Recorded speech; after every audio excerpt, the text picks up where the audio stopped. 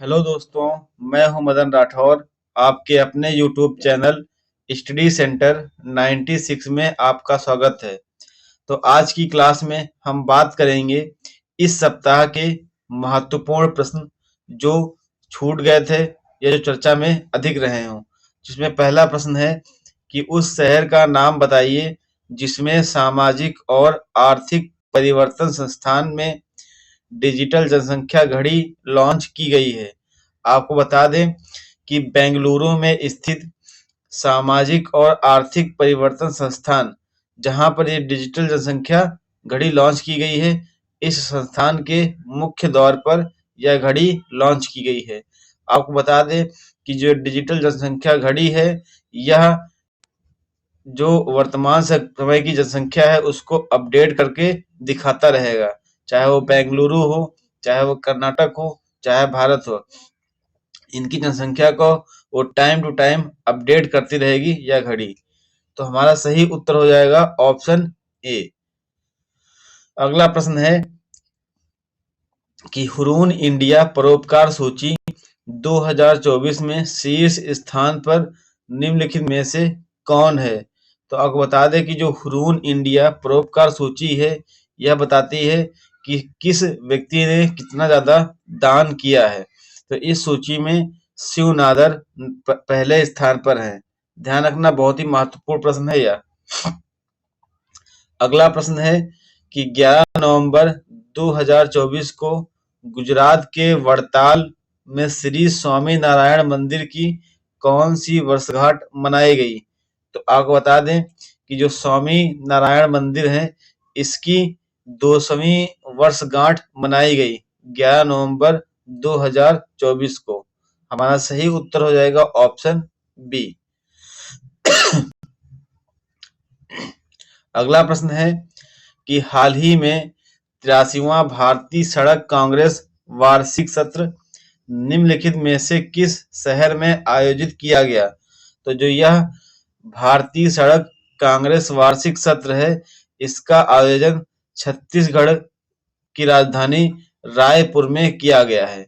ध्यान रखना है, सही उत्तर हो जाएगा ऑप्शन डी। अगला प्रश्न है अंतरिक्ष अभ्यास 2024 के आयोजक संस्थान का नाम बताएं। तो अभी हाल ही में पहला अंतरिक्ष अभ्यास 2024 आयोजित किया गया, जिसका आयोजन डिफेंस स्पेस एजेंसी ने किया। तो इसमें कोई ऑप्शन नहीं है डिफेंस स्पेस एजेंसी, तो इसका सही उत्तर हो जाएगा ऑप्शन डी, इनमें से कोई नहीं। तो जो अंतरिक्ष अभ्यास 2024 है, यह पहली बार आयोजित किया गया और इसका आयोजन नई दिल्ली में किया जा रहा है। और इसका जो आयोजक संस्थान है वो डिफेंस स्पेस एजेंसी है। ध्यान रखना है। तो हमारा सही उत्तर हो जाएगा ऑप्शन डी, इनमें से कोई नहीं। अगला प्रश्न है कि डॉक्टर नवीन राम गुलाम को किस देश का प्रधानमंत्री चुना गया है? तो आपको बता दें कि अभी हाल ही में डॉक्टर नवीन राम गुलाम को मॉरिशस का नया प्रधानमंत्री चुना गया है। तो हमारा सही उत्तर हो जाएगा ऑप्शन डी। अगला प्रश्न है कि उस देश का नाम बताइए जिसने दुनिया का पहला लकड़ी का उपग्रह लिग्नोसैट लॉन्च किया है। तो आपको बता दें कि अभी हाल ही में एक लिग्नोसैट उपग्रह जापान के द्वारा लॉन्च किया गया है। यह जो लिग्नोसैट है, यह लकड़ी का बना एक उपग्रह है जो विश्व का पहला उपग्रह है। तो हमारा सही उत्तर हो जाएगा ऑप्शन सी। अगला प्रश्न है कि हाल ही में भारत ने निम्नलिखित में से किस शहर में बहुक्षेत्रीय तकनीकी और आर्थिक सहयोग के लिए बंगाल की खाड़ी पहल यानी बिम्स्टेक ऊर्जा के लिए एक समझौते पर हस्ताक्षर किए हैं?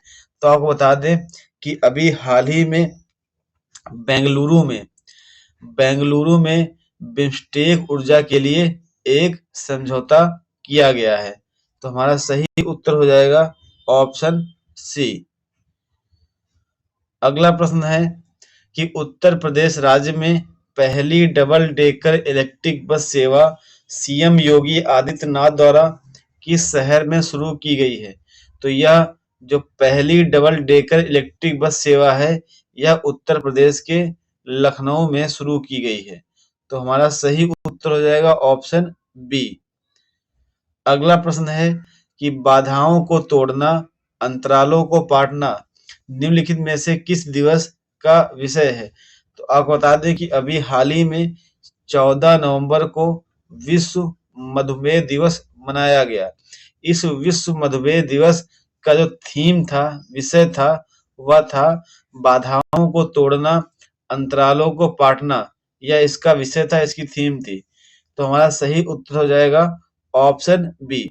जो यह थीम है, बाधाओं को तोड़ना, अंतरालों को पाटना, ये ध्यान रखना है, ये बहुत ही महत्वपूर्ण है, क्योंकि एग्जाम में ऐसे भी पूछ सकता है कि विश्व मधुमेह दिवस किस दिन या किस तारीख को मनाते हैं और इसकी थीम या इसका विषय क्या है, तो ध्यान रखना है।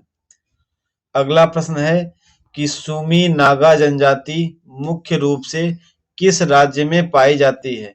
तो आपको बता दें कि जो सूमी नागा जनजाति है, यह मुख्य रूप से नागालैंड में पाई जाती है। अगला प्रश्न है कि भारतीय नौसेना 20 और 21 नवंबर 2024 को पैन इंडिया तटीय रक्षा अभ्यास जो सी विजिल है के किस संस्करण का आयोजन करेगी? आपको बता दें कि अभी हाल ही में जो भारतीय नौसेना ने एक पैन इंडिया तटीय रक्षा अभ्यास सी विजिल 2024 के चौथे संस्करण की शुरुआत की। तो हमारा सही उत्तर हो जाएगा ऑप्शन डी। अगला प्रश्न है कि हाल ही में भारत के प्रथम प्रधानमंत्री जवाहरलाल नेहरू की जयंती पर 14 नवंबर 2024 को बाल दिवस मनाया गया। जब वे जीवित थे तब बाल दिवस किस दिन मनाया जाता था? आपको बता दें कि वर्तमान समय में प्रतिवर्ष 14 नवंबर को जो देश के प्रथम प्रधानमंत्री जवाहरलाल नेहरू की जयंती पर मनाया जाता है, लेकिन जब यह जीवित थे तब यह दिवस 20 नवंबर को मनाया जाता था। तो सही उत्तर हो जाएगा ऑप्शन डी, 20 नवंबर। अगला प्रश्न है कि निम्नलिखित में से किस मेट्रो सेवा में सीड्स और राइडर नामक 2 प्रकार की बाइक टैक्सियां शुरू की हैं? तो आपको बता दें कि अभी हाल ही में जो दिल्ली मेट्रो है, इस दिल्ली मेट्रो ने 2 नई बाइक टैक्सियां शुरू की हैं। तो हमारा सही उत्तर हो जाएगा ऑप्शन बी, दिल्ली मेट्रो। अगला प्रश्न है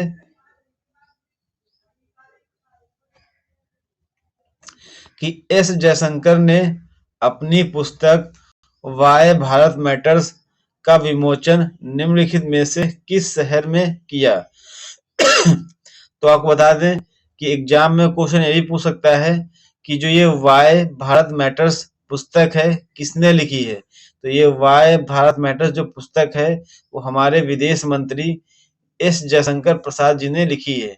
इसका अभी हाल ही में दुबई में विमोचन किया गया है। ध्यान रखना है, महत्वपूर्ण प्रश्न है कि दुबई में जयशंकर प्रसाद जी ने अपनी पुस्तक वाई भारत मैटर्स का विमोचन किया है।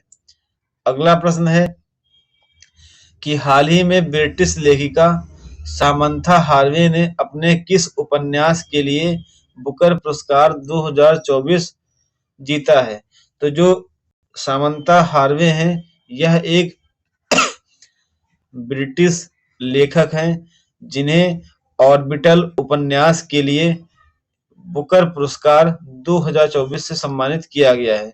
जो 2023 का बुकर पुरस्कार था, उसके लिए पॉल लिंच को सम्मानित किया गया था और जो इनका उपन्यास था वो प्रॉफिट सॉन्ग इनका उपन्यास था। अगला प्रश्न है कि हाल ही में आकांक्षा हाट 2024 का उद्घाटन निम्नलिखित में से किस राज्य में किया गया है? तो आपको बता दें कि उत्तर प्रदेश राज्य सरकार के द्वारा आकांक्षा हाट 2024 का उद्घाटन किया गया है। तो हमारा सही उत्तर हो जाएगा ऑप्शन डी। अगला प्रश्न है कि अंतरराष्ट्रीय सौर गठबंधन की 7वीं सभा में विश्व सौर रिपोर्ट श्रृंखला का कौन सा संस्करण जारी किया गया है? तो आपको बता दें कि जो अंतरराष्ट्रीय सौर गठबंधन है इसकी स्थापना COP21 के दौरान पेरिस में भारत के द्वारा की गई थी। इसका जो मुख्यालय इसका गुरुग्राम हरियाणा में है और अभी इसकी हाल ही में 7वीं बैठक भारत की अध्यक्षता में हुई थी, जहां पर विश्व सौर रिपोर्ट श्रृंखला का तीसरा संस्करण जारी किया गया। तो हमारा सही उत्तर हो जाएगा ऑप्शन सी। अगला प्रश्न है कि QS world university ranking Asia 2025 में कितने भारतीय विश्वविद्यालयों ने शीर्ष 100 विश्वविद्यालयों में स्थान हासिल किया है? तो इसमें कुल 6 विश्वविद्यालयों ने स्थान हासिल किया है। आप लोगों के लिए एक वर्क है कि जो QS वर्ल्ड यूनिवर्सिटी रैंकिंग है इसमें QS का फुल फॉर्म क्या है? आपको यह कमेंट करना है। QS का फुल फॉर्म ये एग्जाम में PCS में एक बार पूछा गया है कि QS का फुल फॉर्म क्या है। अगला प्रश्न है कि हाल ही में जिम्बाब्वे ने अपना दूसरा उपग्रह जिमसैट-2 किस देश से लॉन्च किया है? तो जिम्बाब्वे ने अपना जो दूसरा उपग्रह जिमसैट-2 है यह रूस से लॉन्च किया है।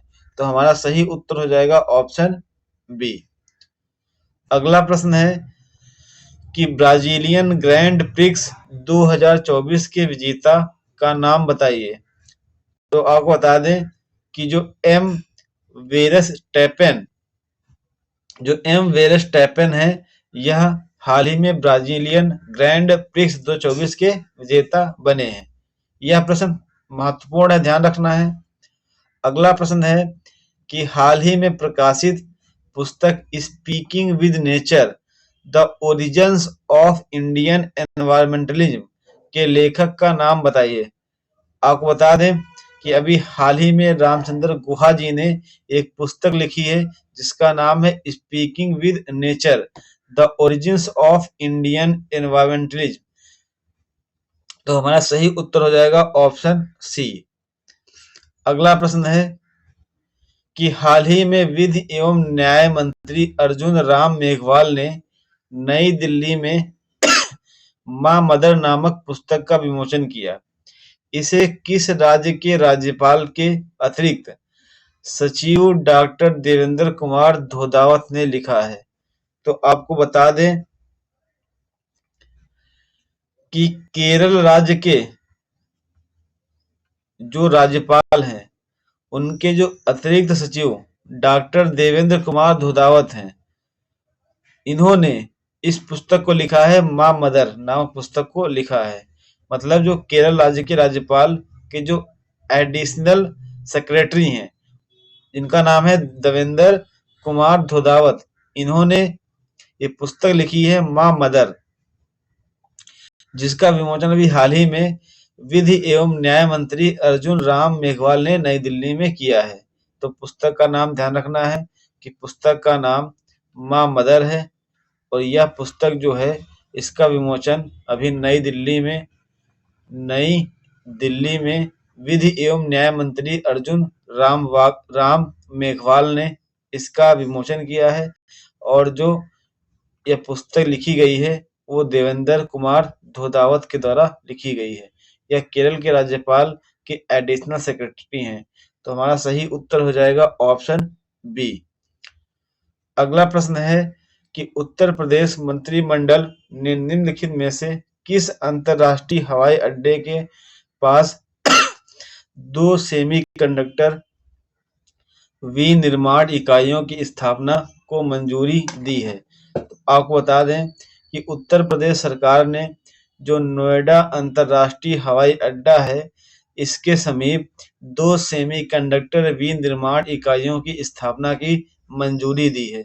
तो हमारा सही उत्तर हो जाएगा ऑप्शन डी। जो इसके अन्य हैं, जो चौधरी चरण सिंह अंतरराष्ट्रीय हवाई अड्डा है, यह लखनऊ में स्थित है। और जो लाल बहादुर शास्त्री अंतरराष्ट्रीय हवाई अड्डा है, यह वाराणसी में स्थित है। और जो महर्षि वाल्मीकि अंतरराष्ट्रीय हवाई अड्डा है, यह अयोध्या में स्थित है। अगला प्रश्न है, उस राज्य का नाम बताइए जिसने हाल ही में हीट वेव को राज्य विशिष्ट आपदा घोषित किया है। बहुत ही महत्वपूर्ण प्रश्न है। तो आपको बता दें कि अभी हाल ही में तमिलनाडु राज्य सरकार ने जो हीट वेव है उसको राज्य विशिष्ट आपदा घोषित किया है। तो हमारा सही उत्तर हो जाएगा ऑप्शन ए, तमिलनाडु। तो दोस्तों, यह आज की करंट अफेयर्स की क्लास थी, जो साप्ताहिक क्लास थी। अगर यह क्लास आपको अच्छी लगी हो तो वीडियो को लाइक करें, चैनल को सब्सक्राइब करें और वीडियो को अधिक से अधिक शेयर करें। धन्यवाद दोस्तों।